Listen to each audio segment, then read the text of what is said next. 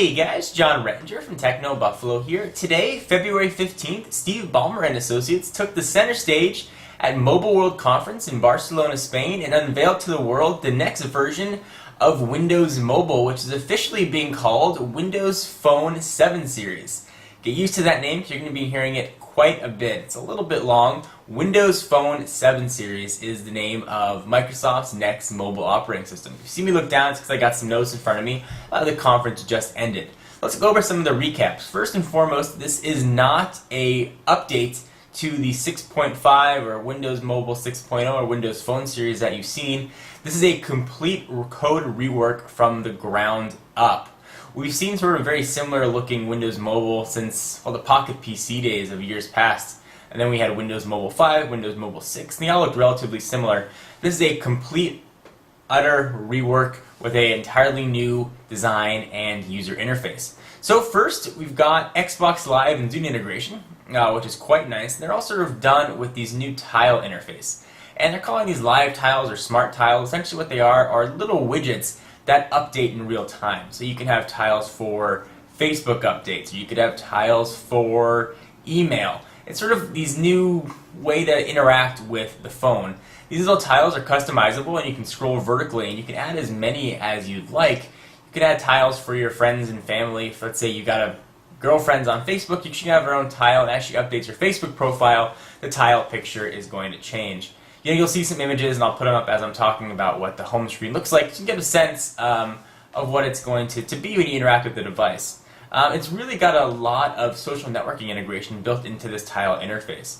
So I'm a bit skeptical as to how much information you can actually get on one home screen. There's going to be a lot of vertical scrolling, which may be good or bad depending on what you think, but you'll be doing that vertical scrolling on a capacitive, multi-touch enabled screen natively, which should be a big plus for Windows Mobile fans of the past.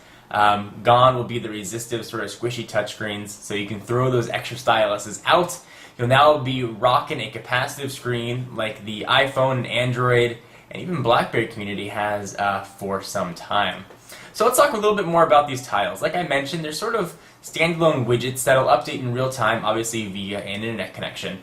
And they'll always be able to give you information as it's coming through. So your email will update, your Facebook will update, Twitter, and it sort of brings all these things together, all of the emails and all the contact lists that you get from work email, your corporate email, personal, and all your social networking. Think of it similar to Palm Synergy on WebOS. That's also present throughout the new Windows Phone 7 series. If you've seen what the Zune HD interface looks like, that's very similar to what the menu system of Windows Phone 7 series is going to look like, which I was a big fan of. I really liked the Zune HD interface. It was very smooth, list-based, and it worked very well. And I think we're going to see sort of that same working very well into Windows Mobile, Windows Phone 7 series. No more start menu, no more sort of lists that you saw on the home screen where just a bit of icons.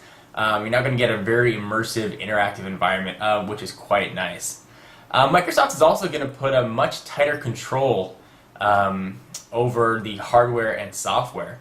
So there are going to be minimum requirements that each vendor is going to have to meet in order to run the new operating system. So you're going to see a certain level of performance amongst all the phones, which will be quite nice. On the downside, if you're a fan of TouchFlow 3D or TouchWiz or any other user interface that has been put on top of Windows Mobile in the past, you're going to be disappointed because Microsoft is going to be no longer allowing custom skins on the UI.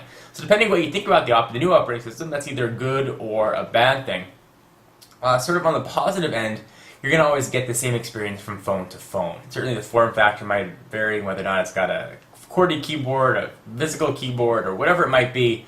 The experience is going to be relatively similar, which I think people may like.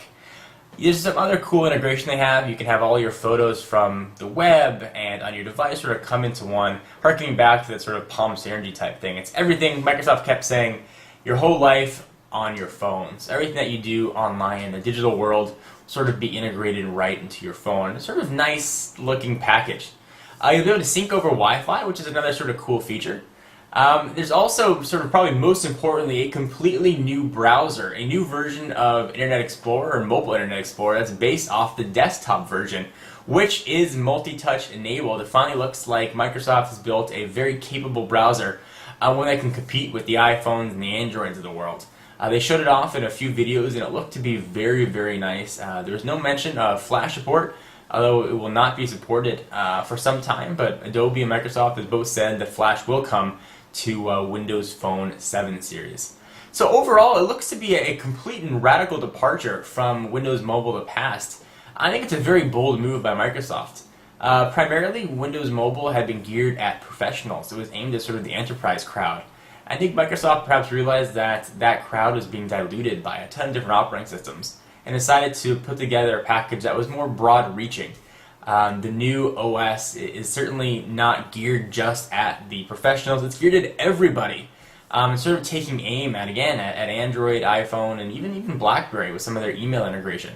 It looks to be a very nice package. It doesn't look like anything you'd expect from Microsoft. It's anything you'd expect from Microsoft from years past. It looks to be a very complete, feature-rich operating system, which certainly will have years and years of support. And at the very least, it's a fantastic departure from the antiquated 6.5 architecture that we've seen in the past, which is based on their 5.0 architecture, which is based on Pocket PC. It's really stayed the same. It's taken Microsoft a bit of time to get to this point. Certainly, we're 3 years past the introduction of the iPhone. We're a couple years into Android and sort of many, many years into BlackBerry. And we hadn't seen any drastic change to Windows Mobile until this point. So it's going to be a brave new world out there for the smartphone-loving crowd. Around the holidays of this year, we should start seeing the first phones roll out. Prices and carriers, obviously, nobody knows quite yet. So what do you guys think about Windows Phone 7 series? It's quite a lot to say. It looks to be a pretty decent operating system and one I'm looking forward to playing with. So what are your thoughts? Are you going to pick up a device? Are you excited about it? Are you going to wait for a new phone? Or do you have absolutely zero interest? Or maybe you fall somewhere in between. Kind of curious what you have to say. Anyway, I'm John Rettinger from Techno Buffalo, and for all your Windows Phone 7 series updates, be sure to check out the channel at technobuffalo.com. I'll see you guys in the next video. Bye-bye.